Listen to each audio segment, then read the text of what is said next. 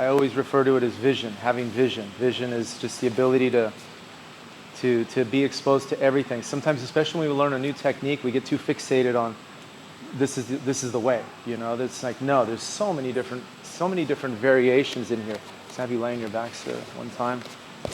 Just always as an out, because it's super important you guys understand this.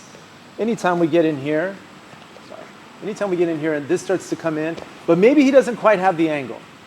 Okay, it's like the knee's kind of in there, but you got to bring the knees forward and just push. And if you feel me like backing out, move your hip out. Look at, my knee's not even on his stomach. That's what this knee can do too. I just get in here, even if his technique isn't perfect, he's trying to get me over, but see, yes, you see? The whole point is we're trying to stop this. Anytime we get up into a situation like this, there's nothing here. That's exactly what's going to happen. So don't force it, is my point. If you feel it's tight and it's not really working for you, you got to sell it, give them a little movement, but as soon as you feel them back out, and most important, the kneecap is not on your belly, then your hips are free. You can turn and invert, you can slide your hips out, but there's no knee on stomach. There may not even be side control. So that being said, one is just watching like the power of the inside knee. If I'm on my back and my partner comes around this side, just keep the knee. Number one, I have to feel a little bit of pressure of his knee coming down, but he hasn't sat his hip down yet. And the reason why I say this is this knee, it's the inside knee.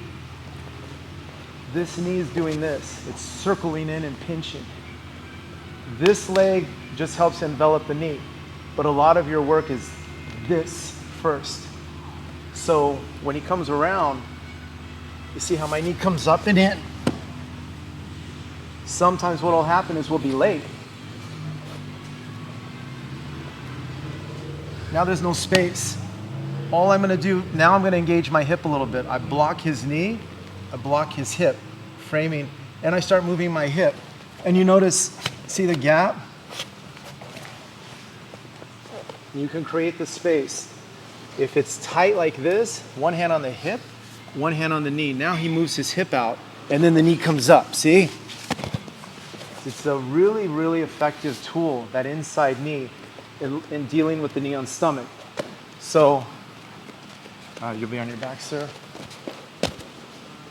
When you guys practice with each other, it's important, this is kind of the way I'd like to see your body positioning in the beginning. You see, my knee is across his hip, but I'm giving him big space to work. See? Or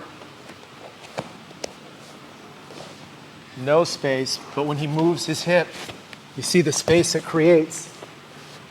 Now you're going to start to cycle between when do I use my hips, when do I use my knees. This is really important, not just for your guard retention, your ability to escape side control, ability to escape mount, all of it.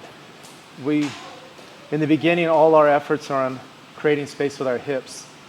But you're going to find engaging the core and the knees creates different opportunities, different options. Most important, it keeps your opponent off balance. That's the key.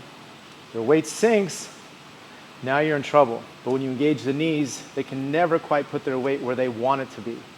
And that can make all the difference in the world. Okay? Any questions so far? Let's practice that for a few minutes.